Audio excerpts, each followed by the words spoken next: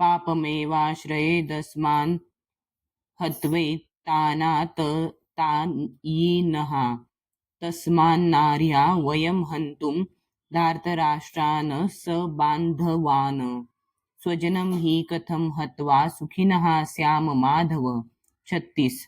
पापम पाप एव खचित आश्रयेत भागी होणार अस्मान आम्हाला हत्वा वध करून एतान या सर्वांना आततायी आक्रमक तस्मान म्हणून नाही अर्ह्याहा योग्य वयम आम्ही हंतुम मारण्याला धार्तराष्ट्रानं धृतराष्ट्रपुत्र सबांधवान मित्रांसहित स्वजनम नातलग ही खचित कथम कसे हत्वा हत्या करून सुखीनः सुखी आनंदी श्याम आम्ही होऊ माधव हे माधव लक्ष्मीपती कृष्ण. या आततायी आक्रमकांना आम्ही जर ठार मारले तर आम्हाला पापच लागणार नाही, म्हणून धृतराष्ट्रपुत्रांना आणि आपल्या मित्रांना मारणे आपल्यासाठी योग्य नाही. यापासून आम्हाला काय लाभ होणार आहे हे माधव? आपल्यास नातलगांची हत्या करून आम्ही कसे सुखी होऊ? तात्पर्य: वैदिक मताप्रमाणे 6 प्रकारचे आततायी असतात. 1. जो विष देतो. 2. जो घराला आग लावतो. 3. जो घातक किंवा तीक्ष्ण शस्त्रांनिशी हल्ला करतो. 4. जो संपत्ती लुटतो. 5. जो दुसऱ्याची जमीन बळकावतो. आणि 6. जो परपत्नीचे अपहरण करतो. अशा आततायींचा वध केल्याने कोणत्याही प्रकारचे पाप लागत नाही. अशा आततायींना मारणे हे सामान्य मनुष्याला शोभेल असेच आहे. पण अर्जुन हा सामान्य मनुष्य नव्हता. स्वभावतःच तो साधू वृत्तीचा होता आणि त्यांच्याशी तो साधू वृत्तीला अनुसरूनच वागू इच्छित होता.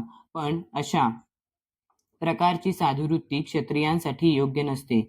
जरी राज्यकारभारातील व्यक्तीने साधुवत असणे आवश्यक असले तरी त्याने भ्याड मात्र असू नये. उदाहरणार्थ भगवान श्रीराम हे इतक्या साधुवृत्तीचे होते की आजही लोक रामराज्यात राहण्यास अतिशय उत्सुक आहेत. पण असे असले तरी प्रभू श्रीरामचंद्रांनी कधीच भ्याडपणा दाखविला नाही. श्रीरामांच्या पत्नीचे सीतेचे अपहरण करणारा रावण आततायी होता, पण श्रीरामांनी त्याला असा काही धडा शिकविला की त्याची तुलना जगाच्या इतिहासामध्ये कोणाशीही करता येणार नाही. अर्जुनाच्या बाबतीत मात्र त्याच्या विरुद्ध जे आक्रमक आततायी होते ते विशिष्ट प्रकारचे होते, आणि ते म्हणजे त्याचे स्वतःचे पितामह, गुरुजन, मित्रगण, पुत्र, नातू इत्यादी.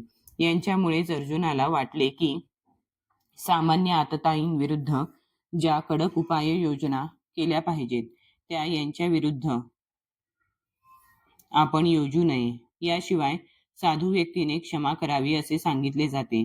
साधू व्यक्तींसाठी असे आदेश हे राजकीय आणीबाणीपेक्षाही महत्त्वपूर्ण असतात. अर्जुनाने विचार केला की राजकीय कारणांसाठी स्वजनांची हत्या करण्यापेक्षा साधुवृत्ती आणि धर्माच्या आधारावर त्यांना क्षमा करणे हेच योग्य आहे.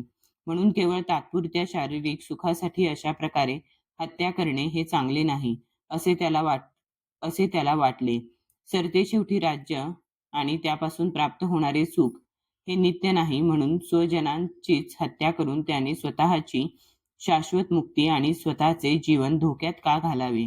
या संबंधात अर्जुनाने श्रीकृष्णांना माधव असे संबोधणेही महत्त्वपूर्ण आहे. श्रीकृष्ण हे लक्ष्मीचे किंवा भाग्यदेवतेचे पती असल्यामुळे अर्जुनाला त्यांना हे दर्शवायचे होते की त्यांनी ज्यामुळे त्याच्यावर दुर्भाग्य कोसळेल अशी गोष्ट करण्यास त्याला प्रेरित करू नये. परंतु वास्तविकपणे श्रीकृष्ण हे भक्तांनाच काय तर इतरांनाही दुर्भाग्याकडे कधीच नेत नाहीत.